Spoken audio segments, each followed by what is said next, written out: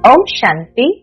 आज 9 जुलाई 2024 के बाबा के अनमोल मधुर महावाक्य सुनेंगे। ओम शांति। मीठे बच्चे, सच्चे बाप के साथ अंदर बाहर सच्चा बनो, तभी देवता बन सकेंगे। तुम ब्राह्मण ही फरिश्ता सो देवता बनते हो। प्रश्न है, इस ज्ञान को सुनने व धारण करने का अधिकारी कौन हो सकता है? उत्तर, जिसने ऑल राउंड पार्ट बजाया है, जिसने सबसे जास्ती भक्ति की है, वही ज्ञान को धारण करने में बहुत तीखे जाएंगे। ऊंच पद भी वही पाएंगे। तुम बच्चों से कोई कोई पूछते हैं, तुम शास्त्रों को नहीं मानते हो? तो बोलो, जितना हमने शास्त्र पढ़े हैं, भक्ति की है, उतना दुनिया में कोई नहीं करता। हमें अब भक्ति का फल मिला है, इसलिए अब भक्ति की दरकार नहीं। ओम शांति। बेहद का बाप बेहद के बच्चों को बैठ समझाते हैं। सभी आत्माओं का बाप सभी आत्माओं को समझाते हैं, क्योंकि वह सर्व का सद्गति दाता है। जो भी आत्माएं हैं, जीवात्माएं ही कहेंगे। शरीर नहीं तो आत्मा देख नहीं सकती। बल ड्रामा के प्लान अनुसार स्वर्ग की स्थापना बाप कर रहे हैं, परंतु बाप कहते हैं, मैं स्वर्ग को देखता नहीं हूं। जिन्हों के लिए है वही देख सकते हैं। तुमको पढ़ाकर फिर मैं तो कोई शरीर धारण करता ही नहीं हूं, तो बिगर शरीर देख कैसे सकूंगा? ऐसे नहीं जहां तहां मौजूद हूं, सर्वव्यापी है, सब कुछ देखते हैं। नहीं, बाप सिर्फ देखते हैं तुम बच्चों को, जिनको गुलगुल फूल बनाकर याद की यात्रा सिखलाते हैं। योग अक्षर भक्ति का है। ज्ञान देने वाला एक ज्ञान का सागर है, उनको ही सतगुरु कहा जाता है। बाकी सब है गुरु। सच बोलने वाला, सचखंड स्थापन करने वाला वही है। भारत सचखंड था, वहां सब देवी देवता निवास करते थे। तुम अभी मनुष्य से देवता बन रहे हो, तो बच्चों को समझाते हैं, सच्चे बाप के साथ अंदर बाहर सच्चा बनना है। पहले तो कदम कदम पर झूठ ही था, वह सब छोड़ना पड़ेगा। बाबा कहे, सब झूठ छोड़ना पड़ेगा। अगर स्वर्ग में ऊंच पद पाना चाहते हैं तो भल स्वर्ग में तो बहुत जाएंगे, परंतु बाप को जानकर भी विकर्म को विनाश नहीं किया तो सजाएं खाकर हिसाब किताब चुकता करना पड़ेगा। फिर पद भी बहुत कम मिलेगा। राजधानी स्थापन हो रही है, इसलिए पुरुषोत्तम संगम युग पर पुरुषोत्तम बनने के लिए राजधानी स्थापन हो रही है। पुरुषोत्तम संगम युग पर राजधानी न तो सतयुग में स्थापन हो सकती, न कलयुग में, क्योंकि बाप सतयुग या कलयुग में नहीं आते। इस युग को कहा जाता है पुरुषोत्तम कल्याणकारी युग। इसमें ही बाप आकर सबका कल्याण करते हैं। कलयुग के बाद सतयुग आना है, इसीलिए संगम युग भी जरूर चाहिए। बाप ने बताया है, ये पतित पुरानी दुनिया है। गायन भी है, दूर देश का रहने वाला आया देश पराए। तो पराए देश में अपने बच्चे कहाँ से मिलेंगे? पराए देश में फिर पराए बच्चे ही मिलते हैं। उन्हों को अच्छी रीति समझाते हैं, मैं किसमें प्रवेश करता हूँ, अपना भी परिचय देता हूँ और जिसमें प्रवेश करता हूँ उनको भी समझाता हूँ कि यह तुम्हारा बहुत जन्म के अंत का जन्म है। इतना क्लियर है। हर बात बाबा इतना क्लियर करके समझाते हैं। अभी तुम यहाँ पुरुषार्थी हो, संपूर्ण पवित्र नहीं। संपूर्ण पवित्र को फरिश्ता कहा जाता है। जो पवित्र नहीं उनको पतित ही कहेंगे। फरिश्ता बनने के बाद फिर देवता बनते हैं। सूक्ष्म वतन में तुम संपूर्ण फरिश्ता देखते हो, उन्हों को फरिश्ता कहा जाता है। तो बाप समझाते हैं, बच्चे एक अलफ को ही याद करना है। अलफ माना बाबा, उनको अल्लाह भी कहते हैं। बच्चे समझ गए हैं, बाप से स्वर्ग का वर्षा मिलता है। स्वर्ग कैसे रचते हैं?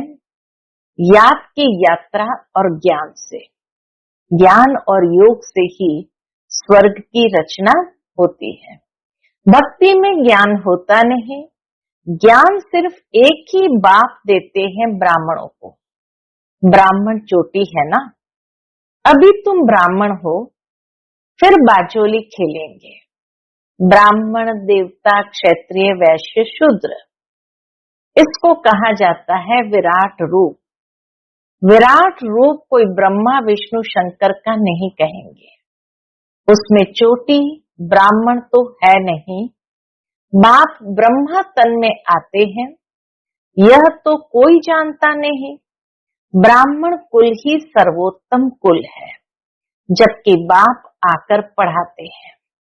बाप शूद्र को तो नहीं पढ़ाएंगे ना, ब्राह्मणों को ही पढ़ाते हैं। पढ़ाने में भी टाइम लगता है। राजधानी स्थापन होनी है। तुम ऊंच से ऊंच पुरुषोत्तम बनो। नई दुनिया कौन रचेगा? बाप ही रचेगा। ये भूलो मत कि बाप ही नई दुनिया की रचना करते हैं। माया तुमको भुलाती है, उनका तो धंधा ही यह है। ज्ञान में इतना इंटरफियर नहीं करती माया। ज्ञान में इतना इंटरफियर नहीं करती है, याद में ही करती है। आत्मा में बहुत किचड़ा भरा हुआ है, वह बाप की याद बिगर साफ हो न सके। योग अक्षर से बच्चे बहुत मूंझते हैं। कहते हैं, बाबा हमारा योग नहीं लगता। वास्तव में योग अक्षर उन हठयोगियों का है। सन्यासी कहते ब्रह्म से योग लगाना है। अब ब्रह्म तत्व तो बहुत बड़ा लंबा चौड़ा है। जैसे आकाश में स्टार्स देखने में आते हैं, वैसे वहां भी छोटे छोटे स्टार मित्र आत्माएं हैं। परमधाम में भी छोटे छोटे स्टार मिसल आत्माएं हैं। वह है आसमान से पार, जहां सूर्य चांद की रोशनी नहीं। तो देखो कितने छोटे छोटे रॉकेट तुम हो। एक सेकंड में यहां से उड़े और वहां पहुंचते। तब बाबा कहते हैं, पहले पहले आत्मा का ज्ञान देना चाहिए। कोई भी आए तो पहले पहले आत्मा का ज्ञान देना चाहिए। वह तो एक भगवान ही दे सकते हैं। ऐसे नहीं सिर्फ भगवान को नहीं जानते, परंतु आत्मा को भी नहीं जानते।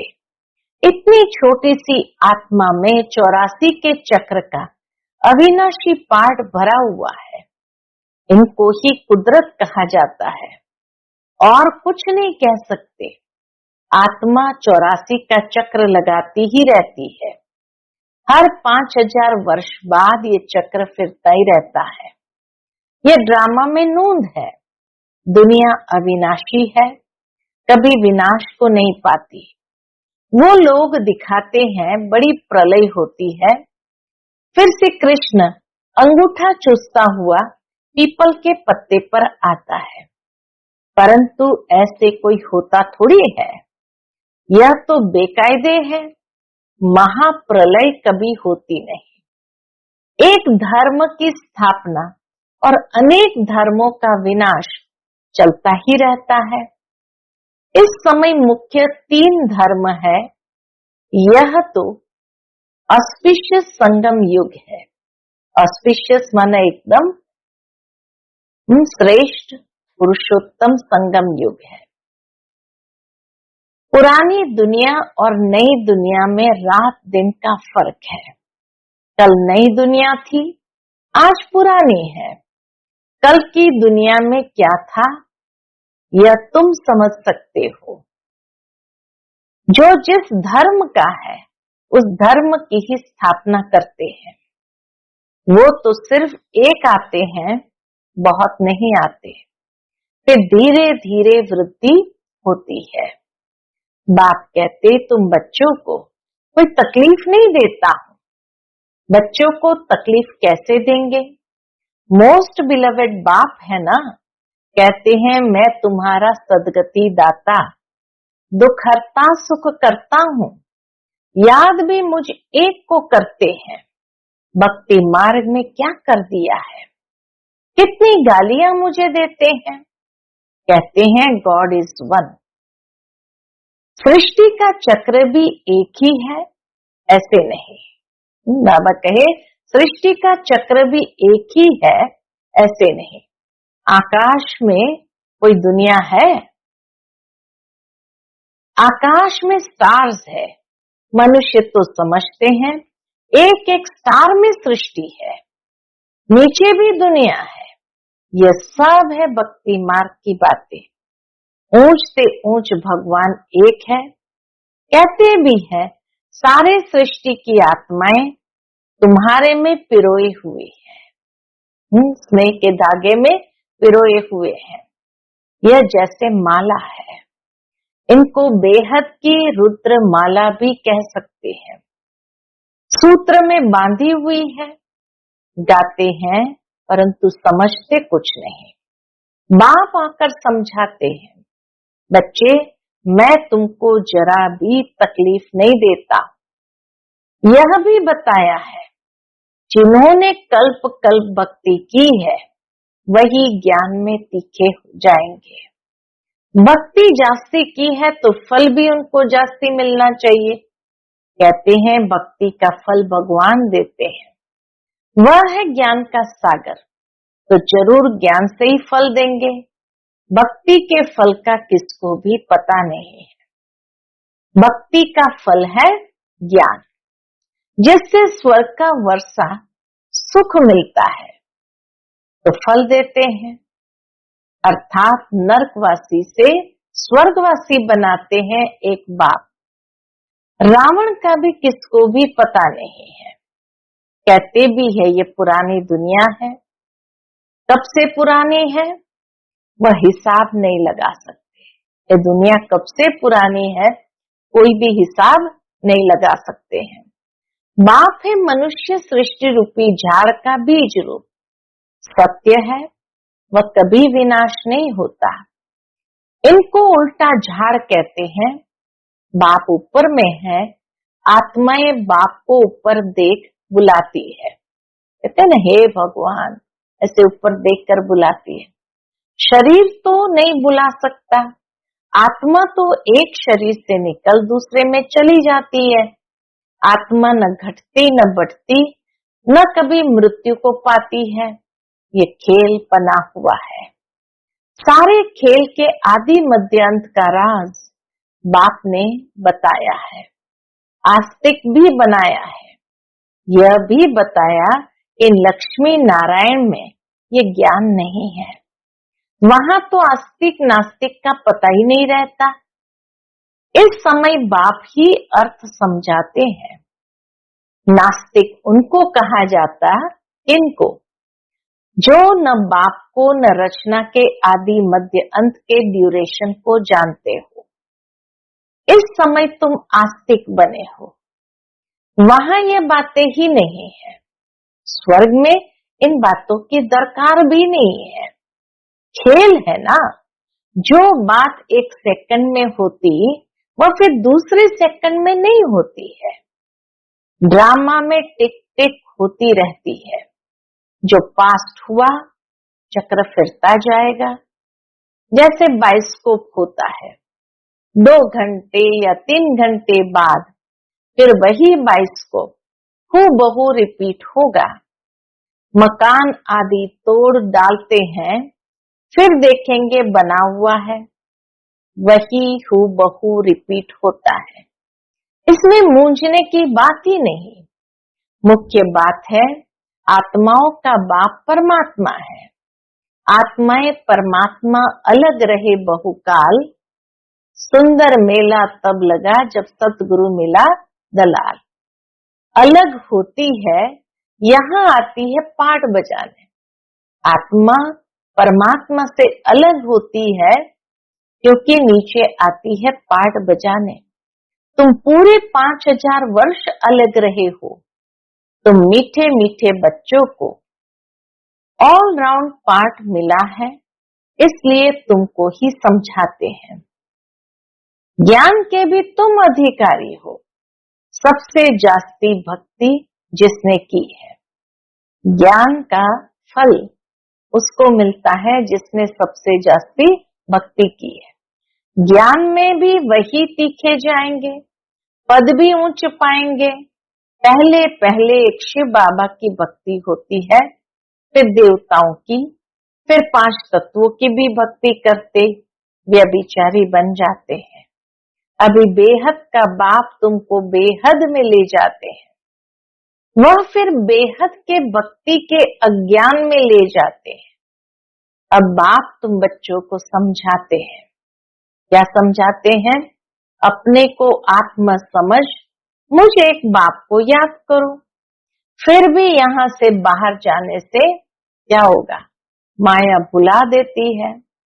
जैसे गर्भ में पश्चाताप करते हैं, हम ऐसे नहीं करेंगे, बाहर आने से भूल जाते हैं। यहाँ भी ऐसे है, बाहर जाने से ही भूल जाते हैं। मधुबन से बाहर गए, बस भूल गए। यह भूल और अभूल का खेल है। ये है ये भूल और अभूल का खेल। अभी तुम बाप के एडॉप्टेड बच्चे बने हो। शिव बाबा है ना, वह है सब आत्माओं का बेहद का बाप। बाप कितना दूर से आते हैं, उनका घर है परम धाम। परम धाम से आएंगे तो जरूर बच्चों के लिए सौगात ले आएंगे। हथेली पर बहिष्ट सौगात में ले आते हैं। बाप कहते हैं सेकंड में स्वर्ग की बादशाही लो, सिर्फ बाप को जानो। सभी आत्माओं का बाप तो है ना। कहते हैं मैं तुम्हारा बाप हूँ। मैं कैसे आता हूँ वह भी तुमको समझाता हूँ। मुझे रथ तो जरूर चाहिए। कौन सा रथ? कोई महात्मा का तो नहीं ले सकते। मनुष्य कहते हैं तुम ब्रह्मा को भगवान, ब्रह्मा को देवता कहते हो। मनुष्य कहते हैं तुम ब्रह्मा को भगवान, ब्रह्मा को देवता कहते हो। अरे हम कहाँ कहते हैं?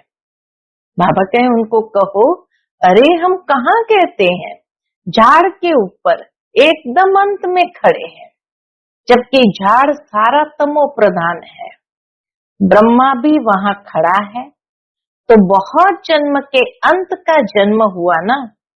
बाबा खुद कहते हैं मेरे बहुत जन्मों के अंत के जन्म में जब वानप्रस्थ अवस्था होती है, तब बाप आए हैं, जो आकर धंधा आदि छुड़ाया। 60 वर्ष के बाद मनुष्य भक्ति करते हैं भगवान से मिलने के लिए। बाप कहते हैं तुम सब मनुष्य मत पर थे। अब तक सब मनुष्य मत पर थे, अभी बाबा तुम्हें श्रीमत दे रहे हैं। शास्त्र लिखने वाले भी मनुष्य है। देवताएं तो लिखते नहीं, न पढ़ते हैं। सतयुग में शास्त्र होते नहीं, भक्ति ही नहीं। सतयुग में शास्त्र नहीं होते, भक्ति भी नहीं होती। शास्त्रों में सब कर्म कांड लिखा हुआ है, यहाँ वह बात है नहीं। तुम देखते हो बाबा ज्ञान देते हैं। भक्ति मार्ग में तो हमने शास्त्र बहुत पढ़े हैं। कोई पूछे तुम वेद शास्त्र आदि को नहीं मानते हो? बोलो जो भी मनुष्य मात्र है उनसे ज्यादा हम मानते हैं। शुरू से लेकर अव्यभिचारी भक्ति हमने शुरू की है। अभी हमको ज्ञान मिला है, ज्ञान से सदगति होती है, फिर हम भक्ति को क्यों करेंगे? बाप कहते बच्चे, hear no evil, see no evil, talk no evil.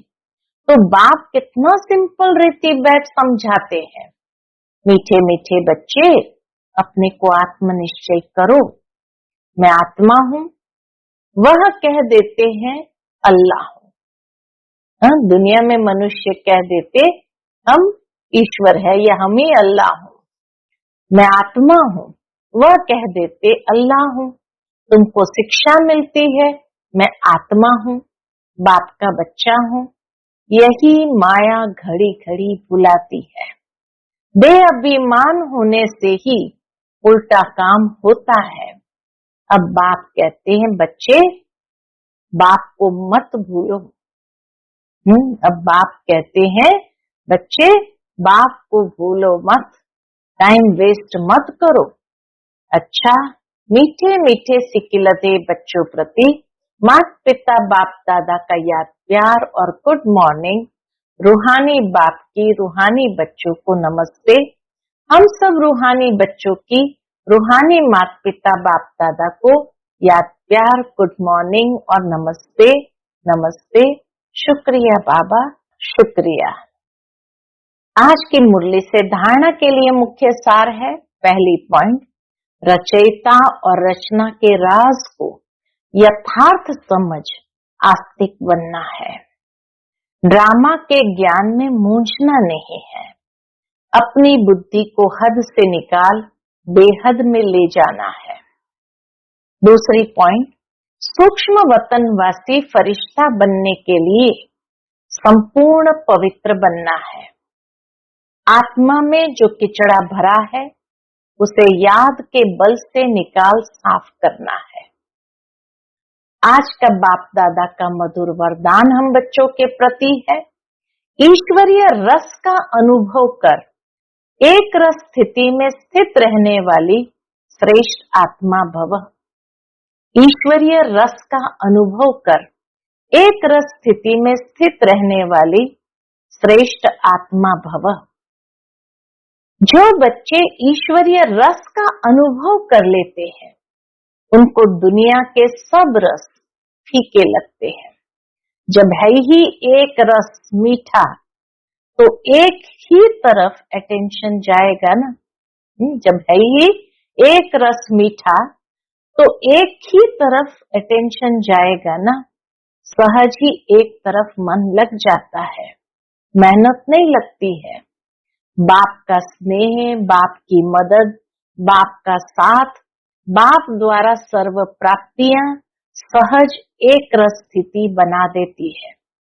ऐसी एक रस स्थिति में स्थित रहने वाली आत्माएं ही श्रेष्ठ है। आज का स्लोगन है, किचड़े को समाकर रत्न देना ही मास्टर सागर बनना है। किचड़े को समाकर रत्न देना ही मास्टर सागर बनना है। बहुत सुंदर बात बाबा ने यहाँ कही कि जिस तरह सागर सारी नदियों से किचड़े वाला पानी को अपने में समा लेता है, लेकिन रत्नों की थालियां भर करके पृथ्वी को देता है, ठीक इसी तरह मास्टर सागर भी उनको कहा जाता है जो भले कोई भी प्रकार का किचड़ा दे, कुछ भी कहे, उनकी बातों को अनसुना करते हुए उन किचड़े को संभालो। ऐसे नहीं सामने और किचड़ा डालो, लेकिन वो किचड़े को समाकर उसे ज्ञान रत्न देना, अर्थात मास्टर सागर बनना। ओम शांति।